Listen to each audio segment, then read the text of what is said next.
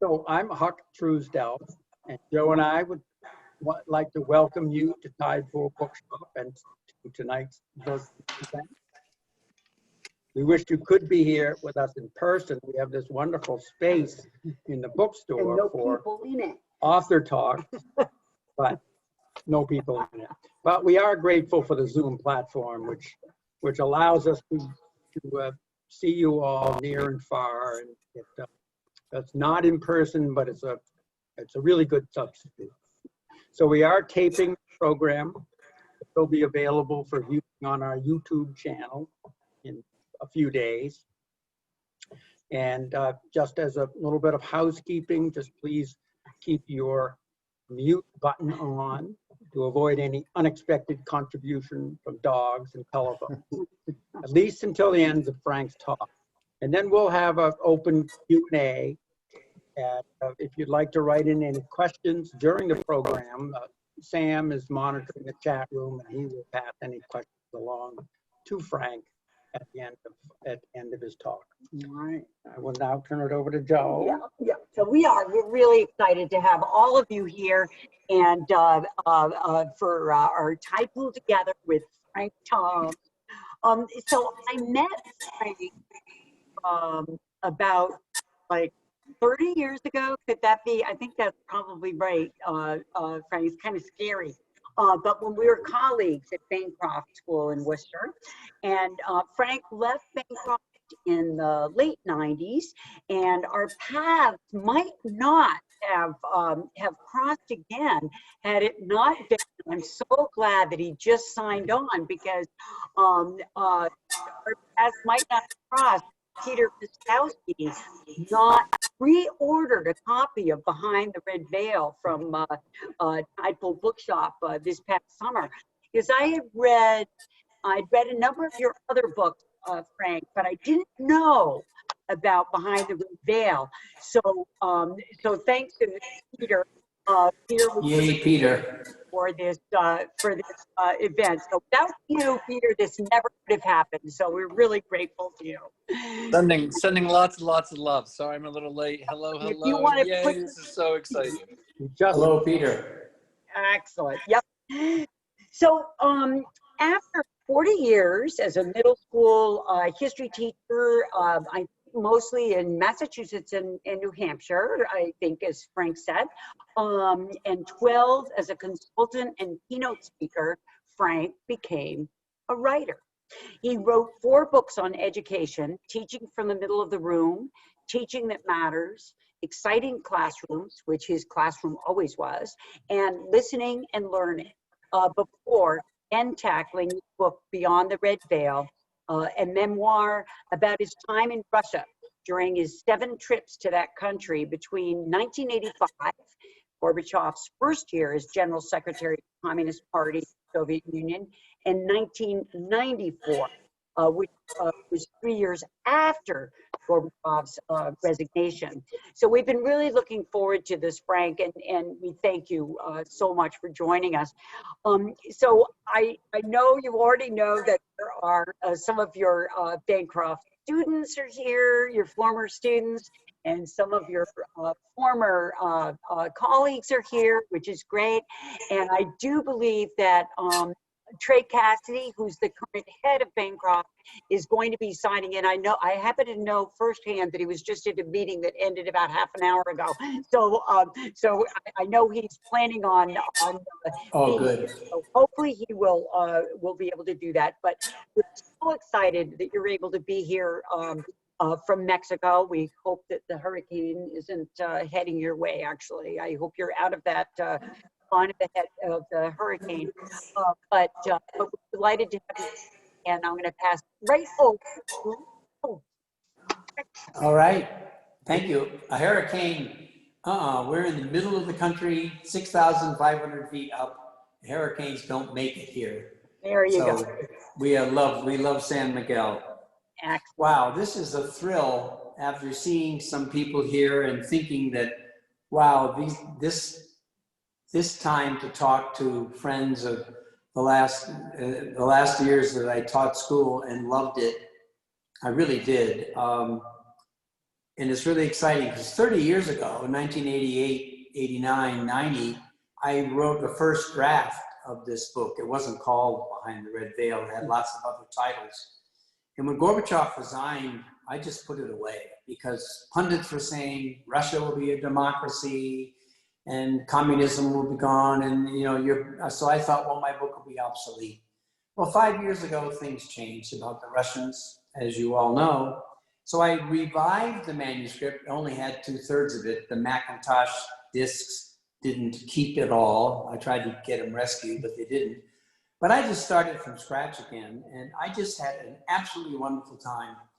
So 9 years, in 1991, I came to Bancroft after having been in Russia 7 of my 8 trips. The trip to the new Russia happened 3 years after I had come to Bancroft.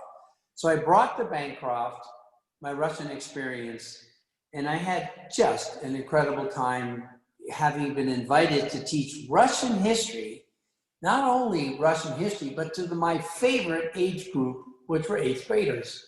So I got this job.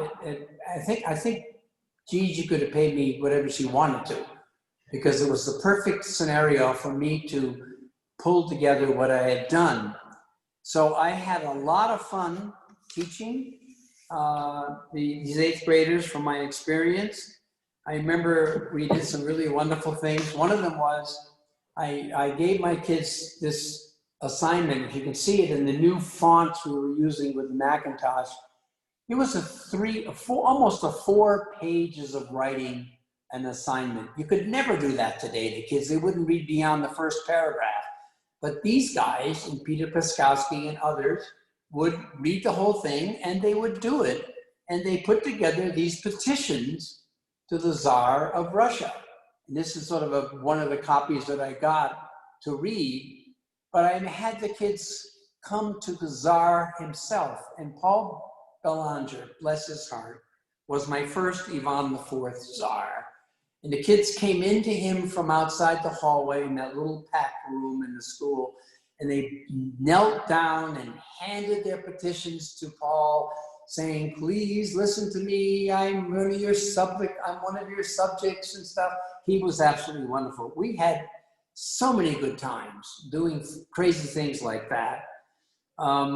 We did an Ivan Denisovich trip across Russia. I had the kids read One Day in the Life of Ivan Denisovich for their summer reading, a requirement at Bancroft, of course. So instead of coming in and just talking about it, we had some conversations, and because of Jan Salucci's wisdom and skill, we had reserve shelves set for the geography of Russia from Siberia all the way to the Western Europe. And I set up a scenario where the kids were to take one of 3 routes: a northern route, a middle route, or a southern route, and to do research along the way and present their stories of Ivan. I had Ivan released from prison in Siberia and is on his way home to see his family. They did the most amazing pieces of work, but without Jan Salucci in those days, when her reserve shelves, it never would have happened. But it was a phenomenal experience for me, and to watch these kids just dig in and choose their routes, and off they went, and they produced amazing papers. It was just really something. And another thing we did had nothing to do with Russia, was I had the kids interview the 2nd graders. I think Lisa, I just lost the name, shoot. Lisa, the 2nd grade teacher, and we went down and interviewed 2nd graders. Lisa Remember, what? Oh, I can't hear you. Lisa Kuhnhart. Kuhnhart, exactly. And so they came down to their 2nd graders, they interviewed the 2nd graders, and of course the 2nd graders were immersed in Egypt. My kids came back saying, oh, what? And I had them make books, again, Jan Salucci's reserve shelf, make books to give to their 2nd graders who they interviewed with, and they became friends.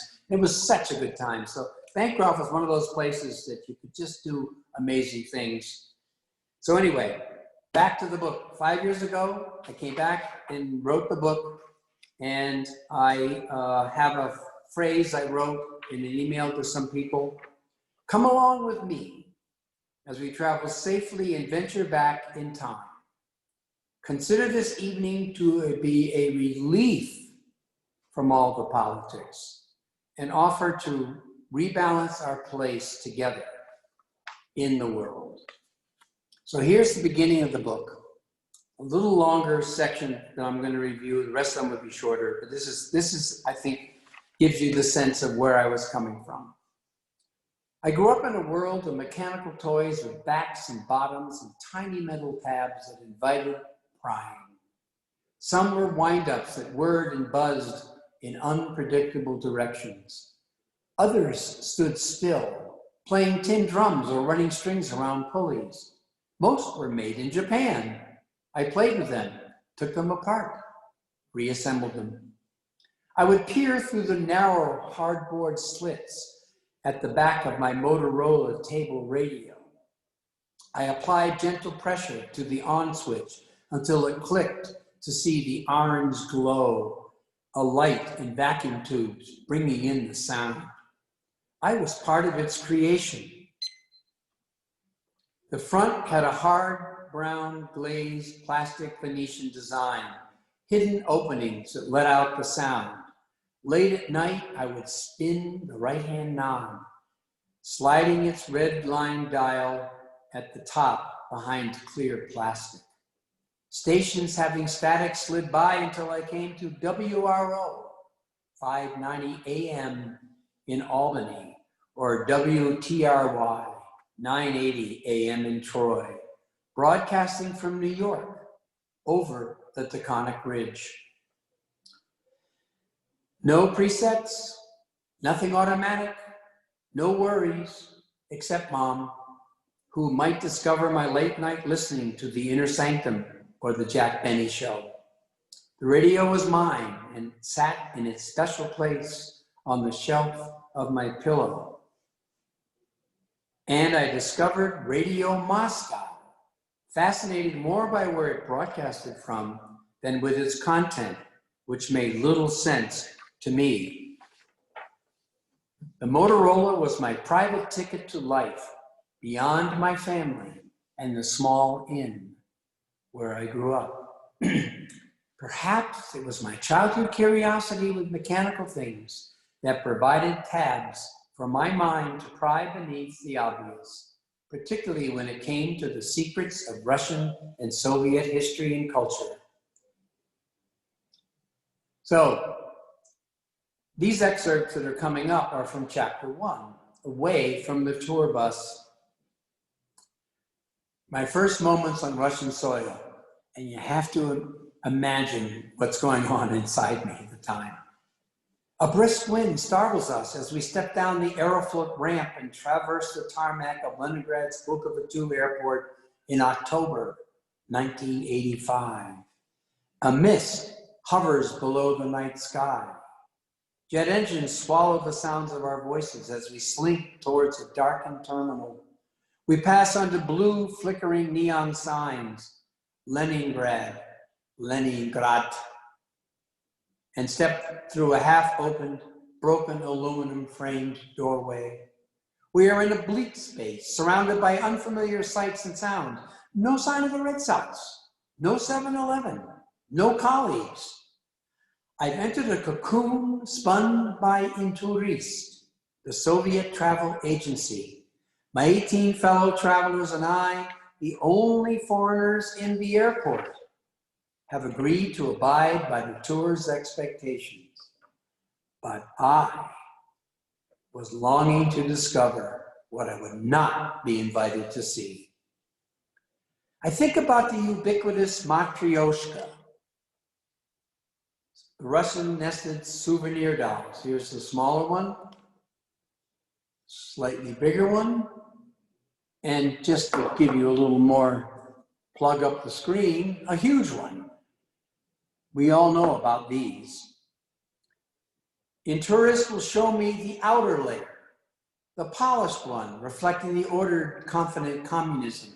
I first heard about as a child. A perky young woman, barely 5 feet tall, with brown, flailing, wild curls and 2 children close to her side, steps in front of me. She asked me in Russian if an Englishman was on our plane. With 10 days of Russian under my belt, I answer her. After meeting her children, I hand them 2 pen pal letters from my students, and she hands me a crinkled scrap of brown paper with her name, Natasha. What other Russian name could she possibly have had? And a telephone number. Out of the corner of my eye, I see a security guard watching. 2 days later on Sunday, I skipped the tour to the Russian Orthodox monastery and had lunch with Natasha, her 2 children, and her husband, Slava. But Saturday, the day before, I also skipped a tour. I was pretty good at that. That's why I call it Away from the Tour Bus in the book. I had put 2 mini teddy bears in my cranberry and Land's End coat pocket. And I ventured out into the Nevsky Prospect, the Broadway of Leningrad. And in the book I write, gawking under the warm afternoon sun amid the bustle of Nevsky Prospect, I spied 2 young men eyeing me among the crowd. My stomach tightened. I thought about the dollars in my wallet. Nina had warned us not to exchange money on the street and only spend our dollars in the Berioska, stores that were for privileged Soviets and for foreigners. Assuming the KGB was everywhere, I didn't want to take any chances. The shorter man, in a dark, trim beard with a receding hairline, approached first. His handsomer sidekick, taller, blonde, wearing large pink tinted clear plastic rimmed glasses, followed. "Hey, you from America?" asked the bearded one in a good English. "I'm Alexei, and this is my friend Roman. Are you looking for Soviet things? We can get them for you." "No, thank you," I said as firmly as I dared, my stomach still a quiver. Was I in for some trouble? To deflect them from further requests, especially asking me to exchange rubles for dollars, I quickly told them my mission to find Heather and Carol at the university. "Hey, Frankie from Hollywood, we know these girls," Alexei said with a broad grin. "We are meeting them tonight for dinner." You have to read chapter 1, Away from the Tour Bus, to find out what happens. I think you'll enjoy it. Then the tour was on to Kiev and Moscow. An intriguing off the bus encounter happened in Kiev. Our group departed by train to Kiev. After touring St. Sophia's Cathedral, we had dinner in our hotel. Afterward, I stepped outside to get a feel for the city. A young woman, black-haired, dark-eyed, in a long black coat, approached me. She said in English, "Hello, my name is Lara." She started walking to a nearby alley, and I followed cautiously. She stopped, turned to me, and began telling me her story. She had finished high school and did not have a job. Before I had a chance to ask her about it, she blurted out, "And I'm an heroin addict." We had quite the conversation.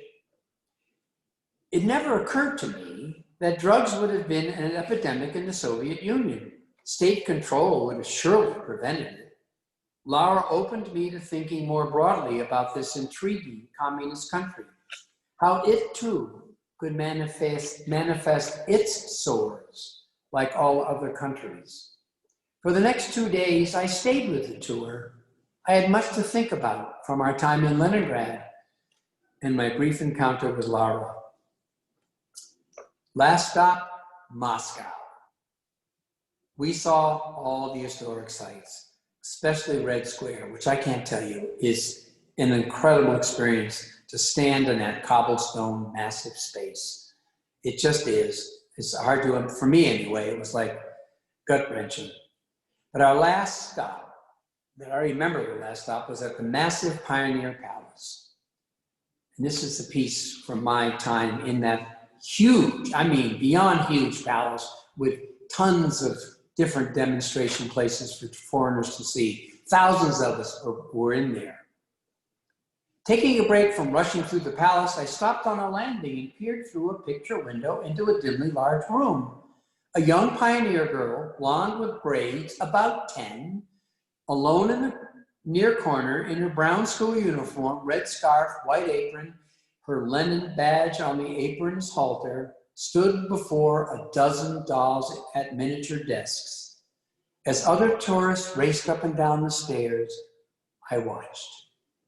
Standing before her children, she revealed a curious intensity, directing them with quizzical, scowling looks. She hadn't noticed me.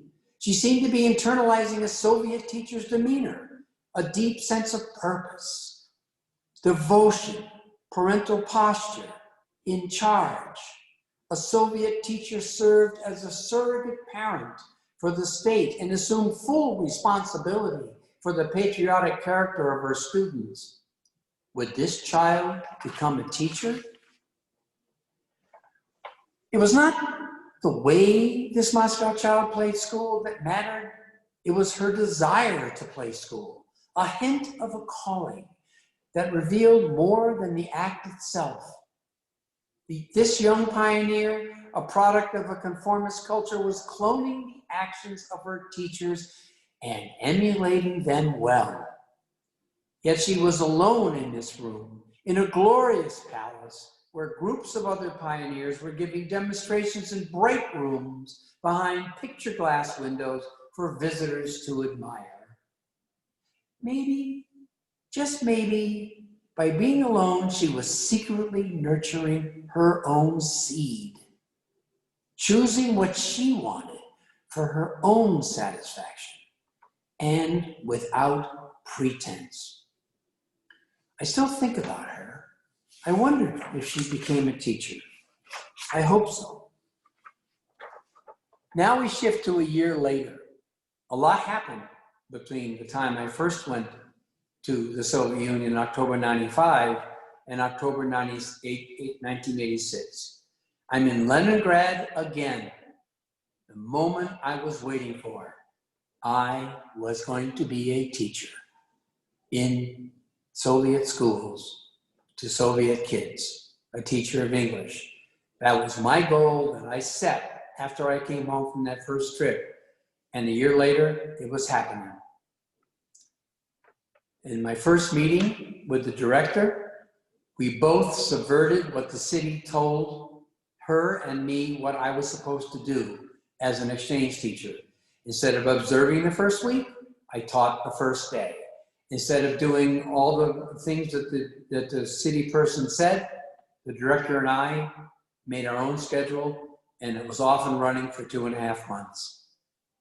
And so, from chapter 2, a mini mythic superhero writ large, that's how I saw myself. I don't know if that's arrogant or not, but that's how I saw myself. And this is an excerpt from that magical time at school number 185. I was the teacher from America. In corridors, children darted past me with curious glances. In classrooms, they giggled at my joking, drawing stick figures and pacing about the room. No matter where I went, I sent students and teachers looking at me, perhaps asking questions, perhaps wondering who I really was. Not only was I a teacher from America, I also felt as if I were the United States of America. I was among people who knew about my country only from propaganda.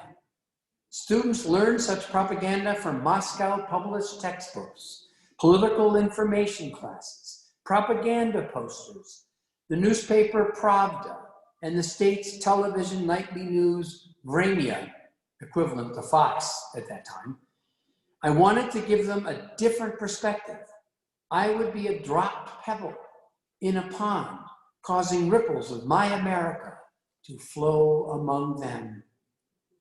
And I was a billiard ball, cured by curiosity, moving with random abandon, For the next 2.5 months, I plunged into life at school number 185, finding my way into the class collectives and into the private lives of a few teachers and brave students. I taught 5 lessons a day to more than 400 children each week, playing games at recess, had lunch conversations with colleagues, and met students and teachers after school, all the time answering endless questions and asking my own. But little did I know what impression I was making. In June 2018, at a cafe in Mill Valley, California, I had a conversation with a former student from school number 185, Katra Schraber, who had emigrated to the US in 1997. We sat and had a wonderful conversation, and when she started to talk, I turned on my little mini tape recorder, and this is the beginning of what she told me, a story that I think I was astonished by. She said, this is exactly her words, "Every day you came to our school in green jacket with brown patches on the elbows. It was like a symbol of the free world. All the other teachers wore boring gray and blue clothing. I wrote in my diary, which I found recently, today we had an American teacher, Frank Thoms, come to our school who was wearing a green jacket. He's completely different from our other teachers. He looks like a movie star." I was kind of surprised by that. "And Frank, you brought food into the classroom, which no other teacher did. And sometimes you brought compote and pastry from the cafeteria." The rest of her conversation, which I can't tell you is stunning, appears in chapter 4, Anguish and Satisfaction. But one point I want to mention that my wife reminded me of was that Katya made a comment before I recorded it about the elbows on my green jacket. She said, "In Russia, we were so surprised that you, an American, had patches on your jacket. Because in Russia, if someone has patches on their jacket, it means that they are poor." It was pretty amazing. Before leaving school number 85, children and teachers pleaded me to come back. "Please come back, Mr. Frank. Give us some more lessons." I mean, I heard it constantly, and teachers too. And I decided before I left, I vowed to do that. But I asked Elvira, the director. She said, "No, Frank, I can't invite you." I asked her again, and a third time. She said, no, I cannot invite you. You have to go and talk to the city authorities." I went there. "No, you can't do it. You have to go to Moscow and talk to the ministry." So on the way home, I went to Moscow and talked to the ministry. "No, we can't give you an invitation. You have to go to Washington and get it from them." I said, "Okay." So I went home and I went to Washington and I met with Greg Guroff, the director of President Reagan's United States Soviet Exchange Initiatives created after the Geneva Summit. Remember those, that summit perhaps with Gorbachev? And he said, "No, can't do it. Too touchy, too fragile, can't happen. You can't go, that's it." But I went anyway. And in May of 1987, I arrived at the school, told nobody I was coming, didn't send any notice, no letters, no anything, and walked into the door and said, "Here I am, Elvira. I'm ready to teach you teachers again for another 2 weeks." She said, "No, out you go. You can't be here." I had traveled 6,000 miles and spent $3,000 of my savings, which included $135 a day for a small hotel room. As I walked back to my hotel, I recalled the 2-hour concert in the fall of songs, poems, stories, and mini plays in my honor, and pleas from children and teachers to come back. Before I continue, let me take a time to share the framework of the book. Searching for a paradigm or a theme, I had lots of different titles, and I was writing about the Russians, but I kept writing about me as well. But I said this book is going to be about the Russians. But I kept interfering with that in the book because I had to keep talking about me with the Russians. So I was looking for titles, and when I came upon The Red Veil a couple of years ago, it just helped me solidify what I was doing. The Red Veil to me was something I came up with. It was the Soviet cloak of deception it put in front of its people to foreign visitors and to the world at large. Flying over the Iron Curtain is easy. You get behind the Iron Curtain, you're behind the Iron Curtain. But the Red Veil was this whole thing about the Soviet Union that they wanted foreigners to see how wonderful it was. But I wanted to get behind and see the real Russians, what was really going on. And then the writing started to click in. And the Matryoshka metaphor also worked. The layers inside the nesting dolls, I wanted to look for the inner layers of people in the society. So these two metaphors ran along and they really helped me get the book to work. And I write in the book, my experience was a piece of truth of what the Soviet Union was really like a fragment of a hologram. If you don't know that, a fragment of a hologram, you can see the entire hologram in that fragment. So like a fragment of a hologram, if I was clear about what I saw and very careful how I told people about it, then maybe readers will be able to see the whole picture. And I feel honored that I made that effort. It was quite a joy and quite a pleasure. From chapter 3, A Fraught Return, when Elvira, the director of school, had turned me away in May of 1987. Remember, she said, out, you can't be here.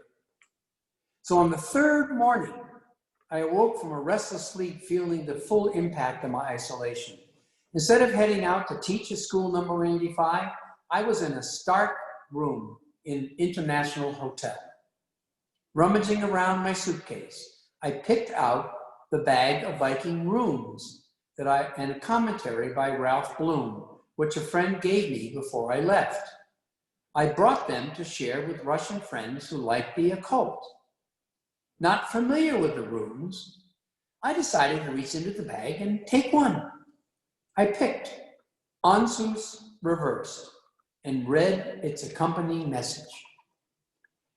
You may be well concerned over what appears to be failed communication, lack of clarity, awareness either in your past history or present situation.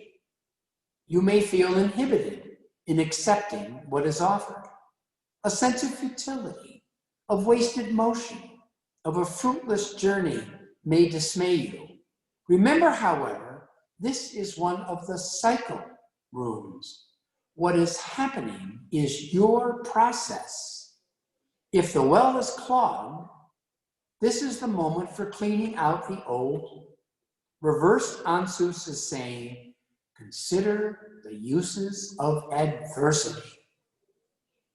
I decided, unlike the usual Frank Thoms, who many of you know, I decided to wait, to be patient. 2 days later, a telephone call. What happened after, I described in chapter 3 of Fraught Return. A week and a half later from that trip, I left for home for the first day of June at 4:30 in the morning. Before the drawbridges reopened, I crossed the Latany Bridge in a taxi on my way to the airport. I had reveled with friends the night before to celebrate the beginning of the White Nights, the days of summer where dusk meets dawn without night's intervention. From chapter 5, Teachers as Mother of the State. This is one of the, I went to 4 schools over my trips, 2 of them in Leningrad, the one I've already described. Another 2 I found on my own, and one was Moscow School number 21, When we were on holiday, my first year in Leningrad in Moscow, before we went home, I asked our guide if I could spend time in a school rather than touring Moscow again. And so they led me to school number 21. And I had 3 visits over my trips in that school. And Zoya Anatolyevna became my very close friend, very dear person who's now living in Sweden. I can't find her, I've tried, but she was a remarkable person. And she made a comment about cheating I thought you might be interested in. My student Ilya received a D, on his Russian exam last year, Frank, which meant he would be kept back in the 8th form. When he wrote his makeup exam, there were too many mistakes. He left out dashes, punctuation marks, capital letters, and other things. So I asked the director to give me Ilya's exam. I wanted to just look at it. I took my pen, put the dashes and commas where necessary. Then I said to her, see, there aren't too many mistakes. We can give him a 3, not a 2. And that's why he's with me, Frank, in the 9th form now. The director had, in a Soviet aphorism, looked through her fingers, see but not see, and said nothing. I have to add this about Zoya. I could not bear to be without Ilya, she said. He has been with me since his 2nd year. He is part of my family. I am like a mother to them, the babushka, who sees no wrong in her grandchildren. Zoya reflected Soviet society itself, its womb-to-tomb care package upbringing. She was the quintessential class teacher. From chapter 6, The Cult of Lenin. School number 169 was my 2nd school that I was an official US-Soviet exchange teacher. And it was the first day in that school. And I have to say, before I share this paragraph, when I walked into the vestibule, a larger-than-life statue of Lenin in an alabaster marble, a very white color, with boys surrounding him, greeted me. And on the 2nd floor later on, I saw a larger-than-life statue of Lenin. And I had never seen this in the school that I had been in before and a few that I had visited. So I walked out the door on that first day. Haven't these people even heard of Mikhail Gorbachev? Are they still living in the Brezhnev era? The general secretary before, with its strict communist protocols, or even in the time of Lenin and Stalin? I asked myself these questions as I left school number 169 after my initial meeting with this director and English department head. I had been tossed back into a time before glasnost, before anyone acknowledged communism's uncertain future. I recall the anecdote of the boy whose parents sent him to different schools without success. Each time he was dismissed until with a Catholic school, he became a serious student. When his parents asked him why, he said, they mean business. You should see what they do to those who don't obey. They nail them to a cross. From chapter 7, like in a mousetrap, Borisa Vladimirovna was one of the dearest people I ever met in Gorbachev's Russia, a teacher in school number 185 of English, her own person. Sadly, she has left us on the planet. But her prescient words still resonate. This is a brief excerpt from our last conversation we had in 1988 in the office in front of the school secretary, who was typing on her typewriter but didn't understand our conversation. And this is a small piece of it. I asked her, "You've read Animal Farm?"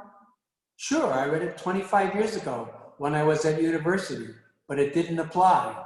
We never knew we were reading about ourselves. This is the greatest tragedy, that we lived in the middle of all this and managed not to know. As if you were in an eye of a storm? More like in a mousetrap, Frank, as if in a mousetrap. You know, I never believed that the German people never knew about the concentration camps. I thought, well, they were lying. and we didn't know about our own. She hesitated. You know, you can do whatever you want with people everywhere. That's the most tragic thing. You can turn people into a crowd, then into a herd, and lead them wherever you want. It can happen in any country, in yours as well, unfortunately. I'm going to turn the light on. Hold on. There we go. Sorry, from chapter 8, She, a student I met on my very first day, in fact, she interrupted a teacher to meet me. She became a close friend and shared profusely about her life, took me to her parents' flat, which the director punished her for, and has become a friend in letters, and has recently read the book and said, "Thank you for writing the book." And she is explained, but no name is given. And this is one example of the kinds of information that she shared with me that I had never heard of. One late afternoon in an empty classroom, she and I spoke about her test in chemistry, not her major subject. "I did well," she said with a smirk, "but it was hard." She reached into a book bag and handed me a transparent Bic ballpoint pen, which you can see here, which I have in my hands, with a slip of paper, which you can't see, having tiny black lettering, the formulas required for the test, wrapped around the ink reservoir. "It took me a long time to prepare this," she said, "but it was worth it."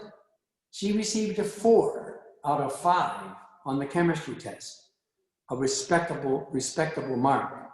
And as I said, I still have the pen. From chapter 9,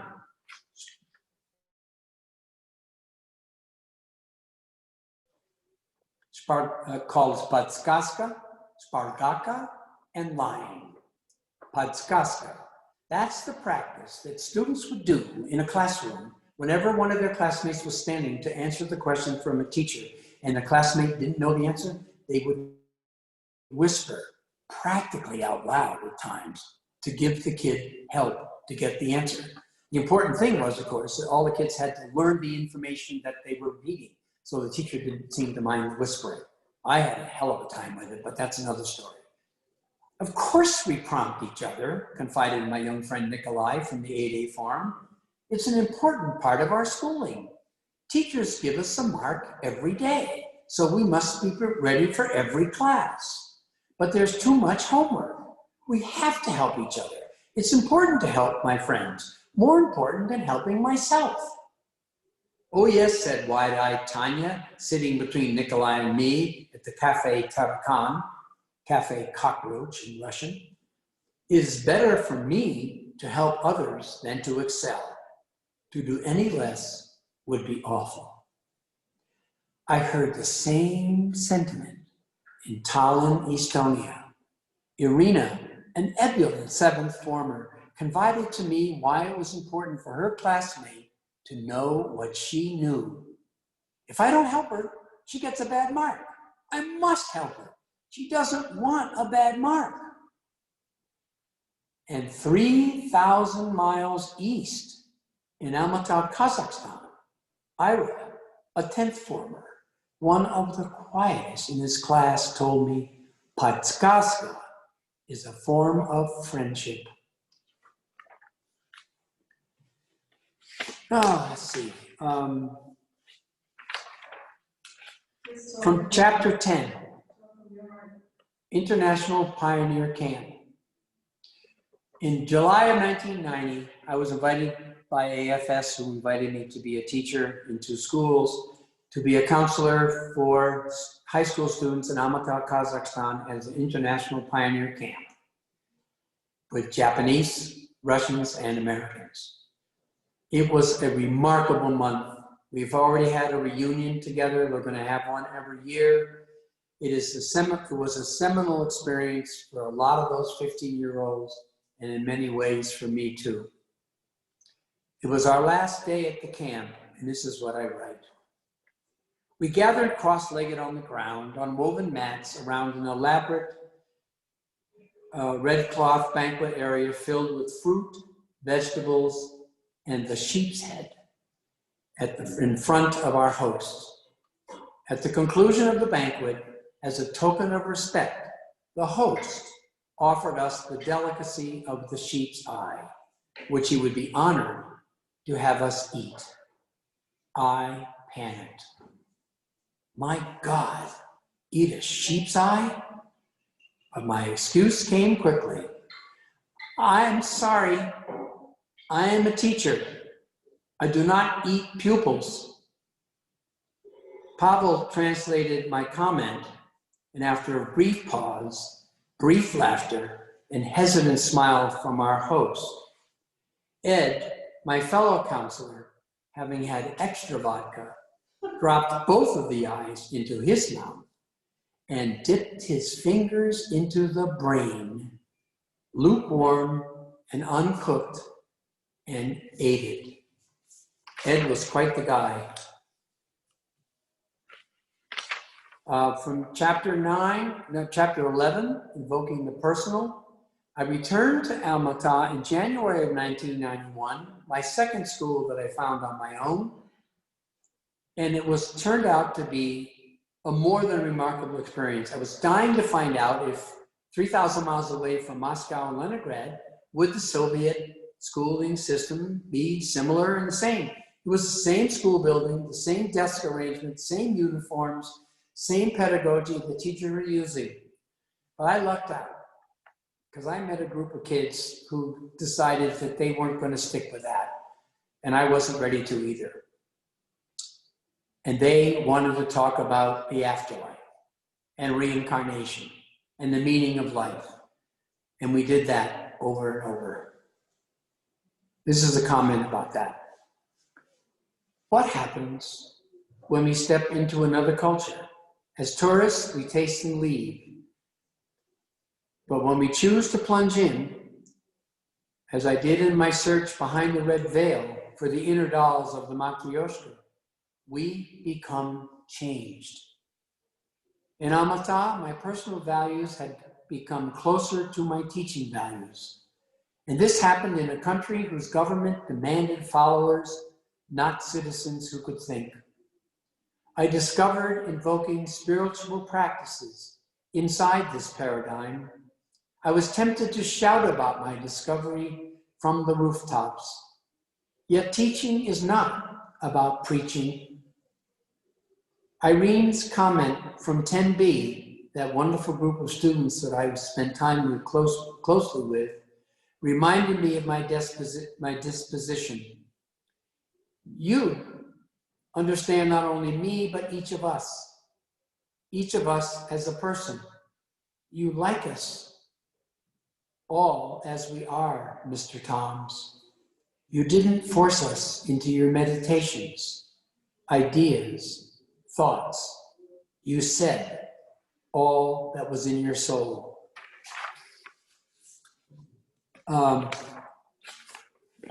The interesting story about that is in the book about, I really enjoyed that time in Almaty, but I had to go home earlier than I wanted to. I still was there almost 3 months because my brother called and said my mother was very ill.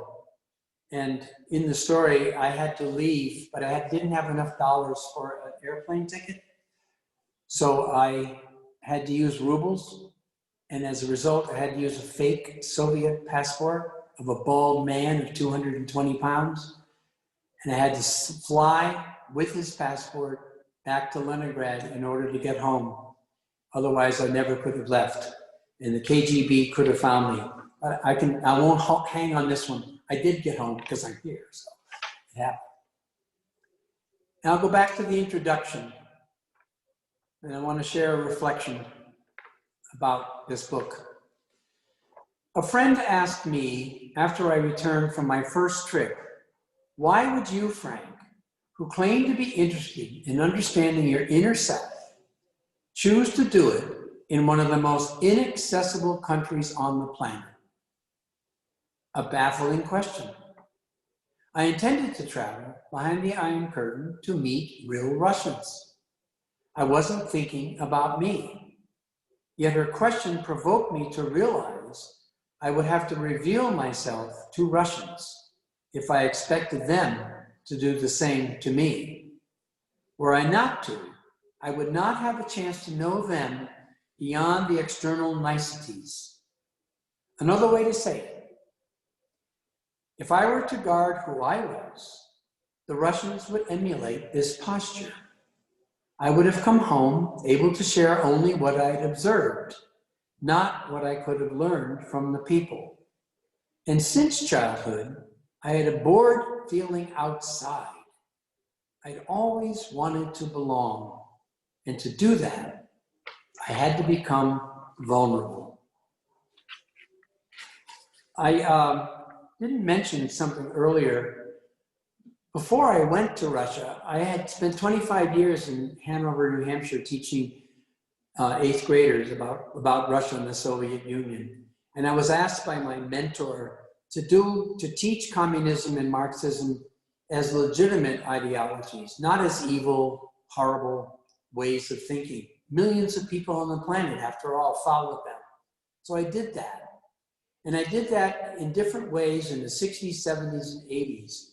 But by the time October 1985 came, when I signed up for my first trip, by the time that happened, I was deeply hooked on involving myself with students about Russia, and I had to find out stuff for myself.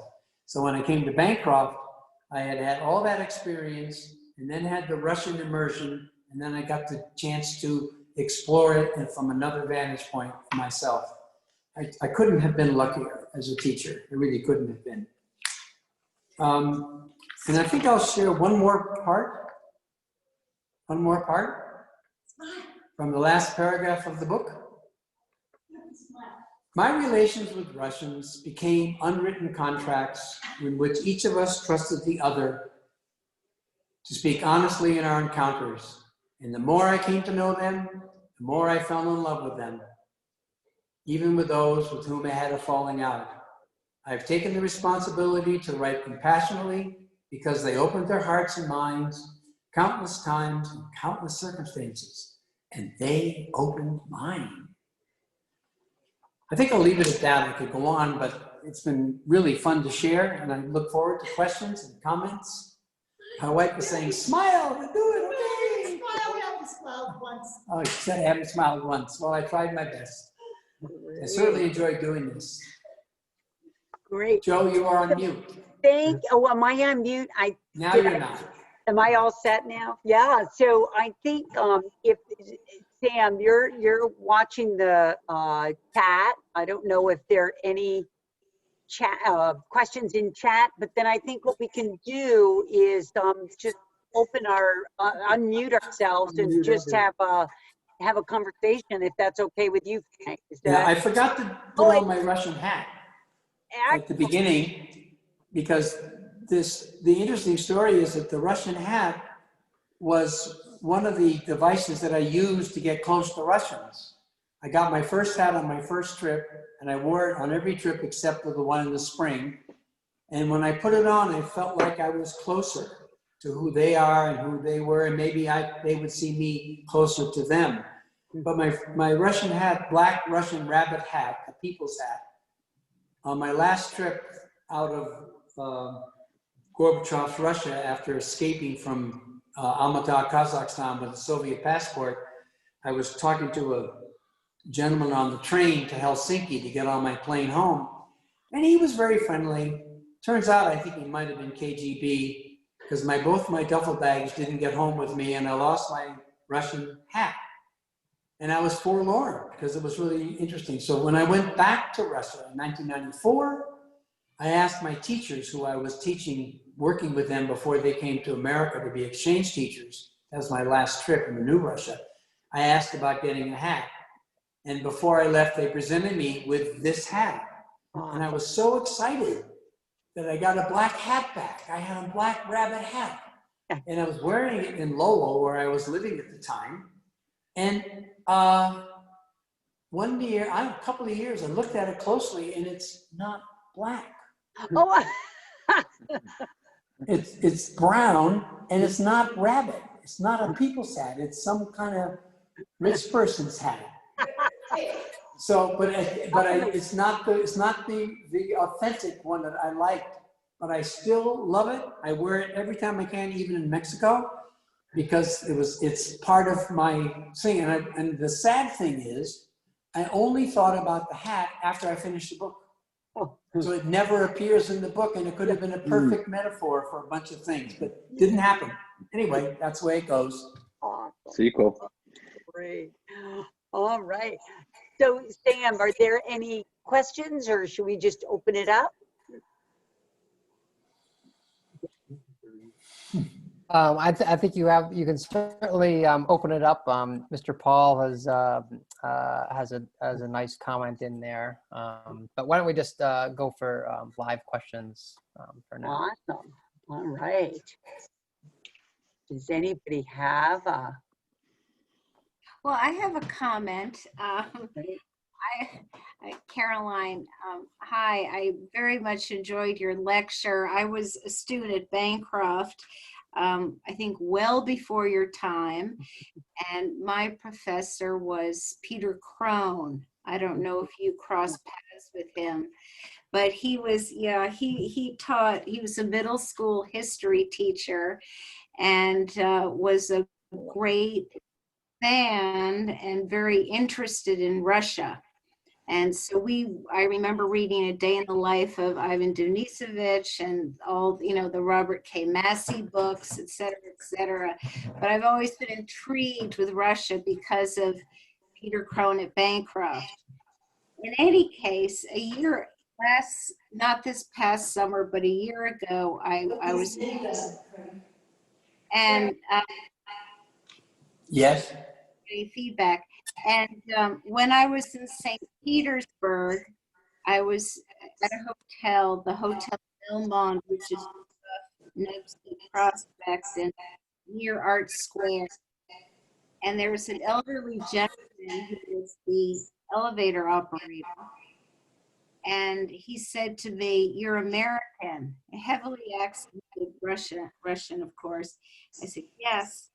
And he said, "I just want to say one thing." He said, "We're all alike and we all want the same things." And he said, we all want a good life for ourselves and our children. And he said, "I want to apologize for our president," who at the time was, of course, Putin.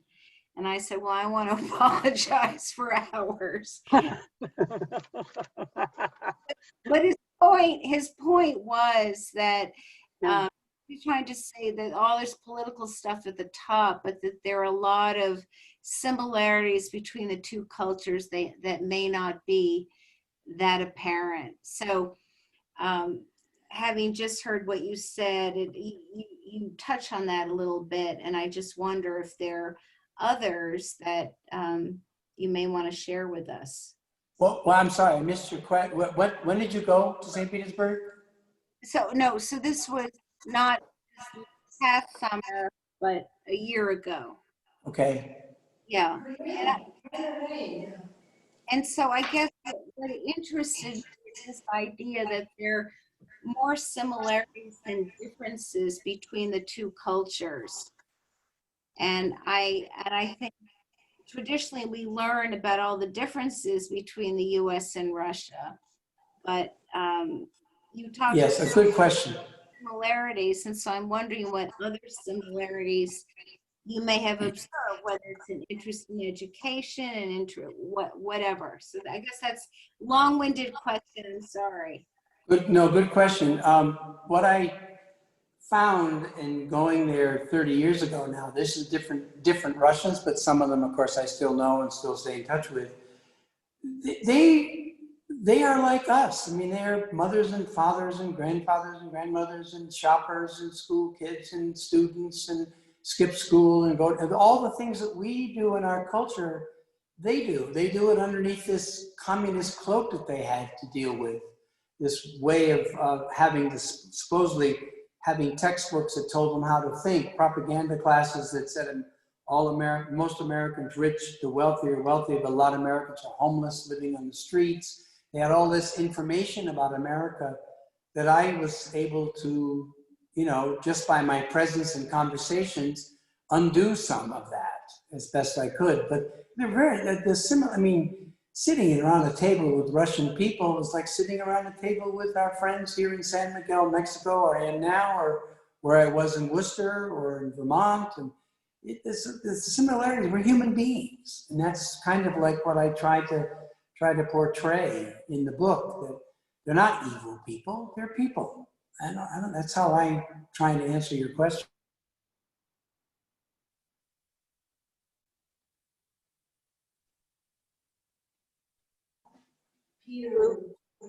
Frank, did you ever think about just staying, or Just what? just staying there rather than? No, that didn't occur. I was no, it was not the kind of. It was like it's a very challenging culture, and I really loved our country, the U.S. I loved being a teacher in the U.S. and I wanted to bring back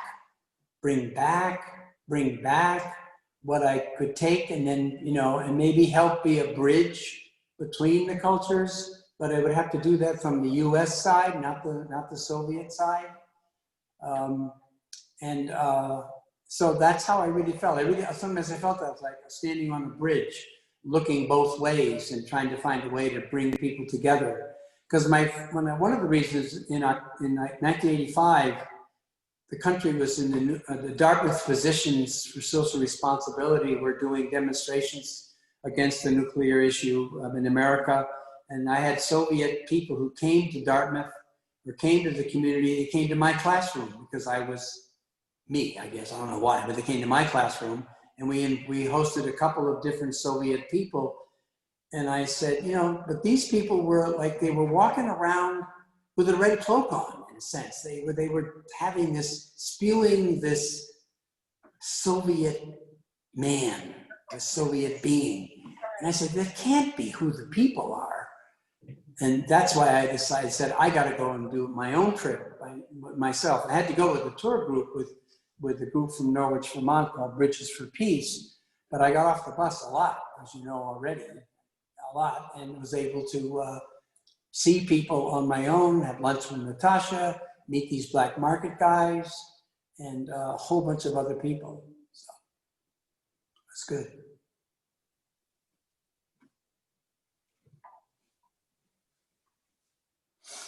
Anybody else have a question? I don't have a question, but I would love to say a couple things. Maybe it will lead to a question. First of all, I can't even believe that you still have those parchment papers. That's just incredible. Like, absolutely. Because I remember sitting in my kitchen, standing in my kitchen next to the oven with my mom, figuring out the right temperature to put the piece of paper in the oven so we could get it nice and weather for you. I have a very specific memory of that. And I mean, you know, Mr. Belanger part of it, I forgot all about that. So literally, thank you so much for that. That was amazing. Well, he was disguised, Peter. He was disguised. He was the Tsar Ivan IV, not Paul Belanger. And I remember it now. I can picture him. That's the really funny part. So that was great.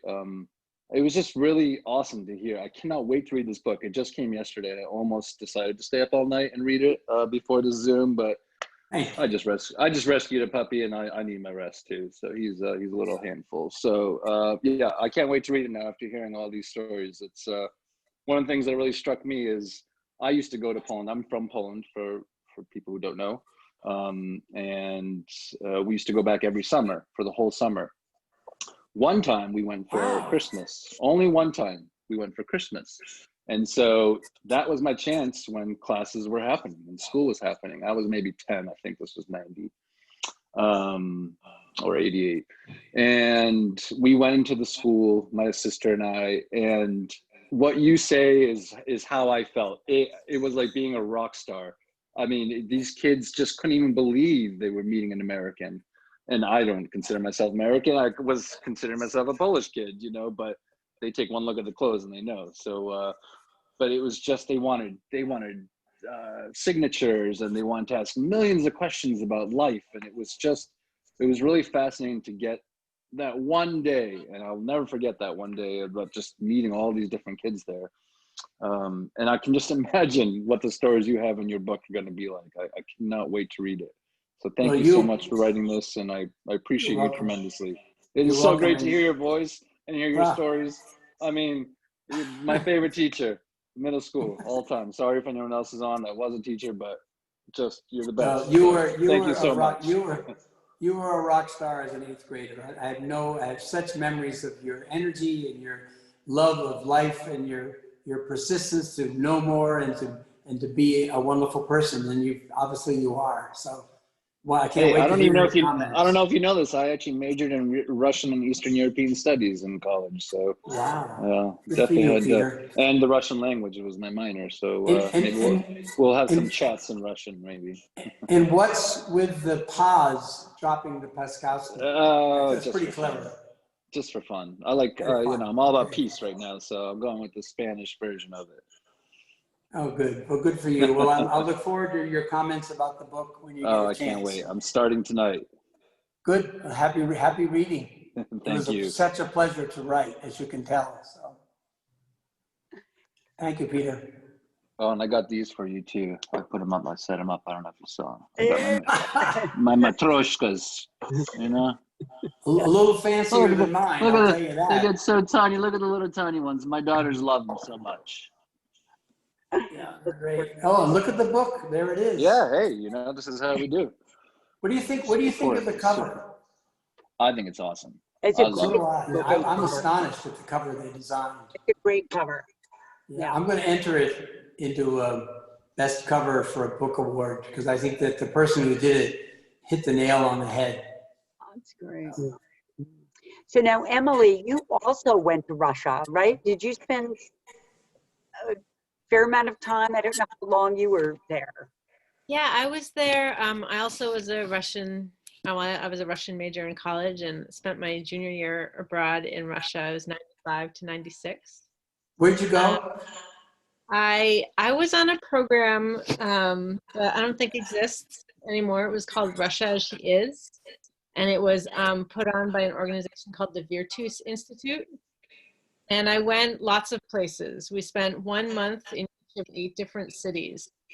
The fall semester was mostly in Western Russia, and the spring semester was mostly in Eastern Russia. So it was just a one-of-a-kind experience. And I really count my experience in 8th grade at Bancroft with Mr. Eslick. Yes. Russian history and Soviet history and culture as like a huge turning point in my life of like, that's why I did it. And that's why. Where'd you go to college? Wesleyan in Connecticut. Wesleyan. That's where I went for a master's. Oh, okay. Okay. And I got a review in At News Wesleyan magazine. And I got a review of the book that was, I thought, excellent. I'll have to check it out. Check it out. Yeah. No, I love so Wesleyan. what you were saying earlier about, just, having to bring it back, like bring back your experiences and try to translate that, that person-to-person experience, Americans to Russians, and bring it back. I mean, I think that Peter and I, and what Caroline said earlier, I think we're the products of it. Like it absolutely has had an effect. Yeah, and it's curious. I have no Slavic blood at all. And in 4th grade, I had my first interest. And college, I had enthralling lectures about the Russian czars, and totally loved them. And I just got into this whole thing, and it's become part of my life. And yet I'm an Anglophile. I'm Irish, Scottish, English, Welsh, as far as I know. I haven't done ancestry, so I could be farther, but certainly has been a real love of mine, and really absolutely incredible time. And I was going back to St. Petersburg this spring, but of course the virus canceled that. So I'm hoping to go again and meet some former students and teachers. So.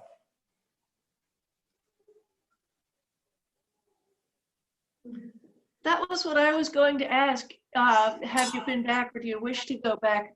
And I was wondering, if you were given 3 months of teaching 8th graders in Russia somewhere, would you go? And what part of Russia would you choose? Wow, what a question.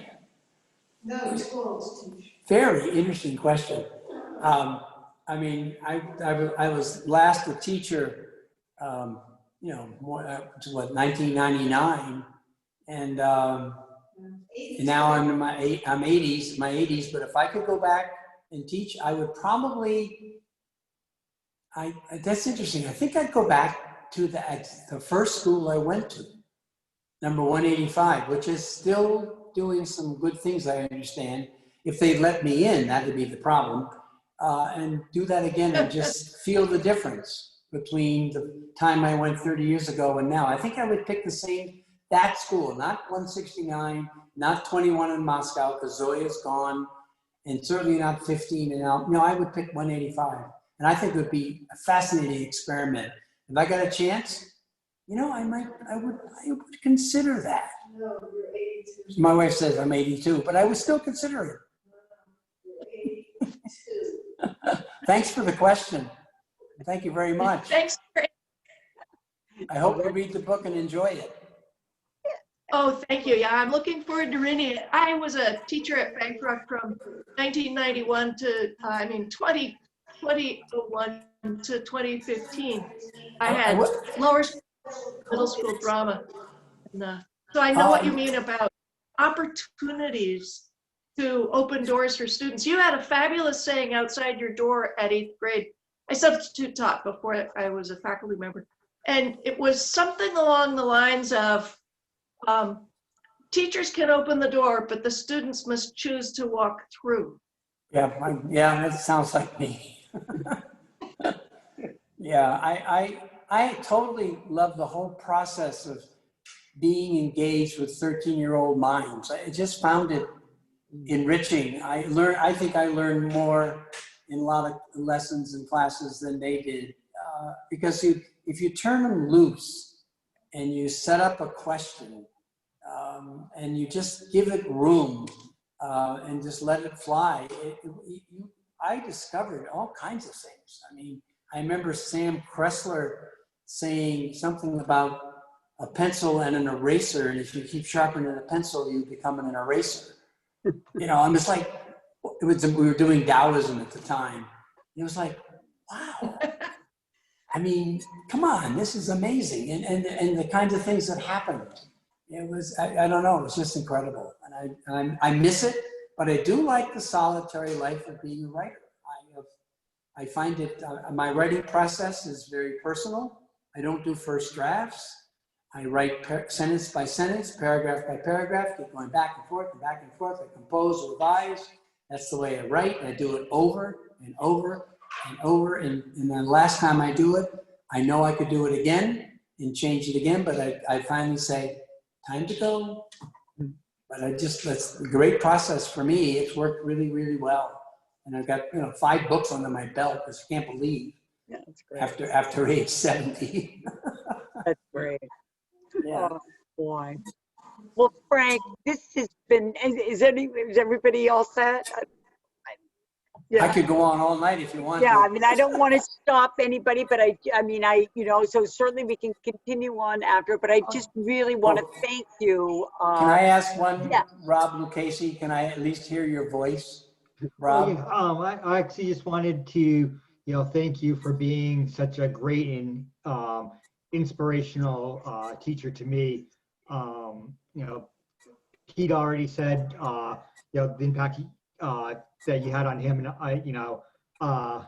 I would have to agree. I mean, you were the first teacher I can remember never saying you're wrong, but would talk to you, would talk it out with you, and get to see where how to change your perspective of looking things. I mean, I remember my first day at Bancroft, like one of my first classes was in your class, and we were talking about the homeless issue, and I naively said that it's homeless people's own fault for being homeless.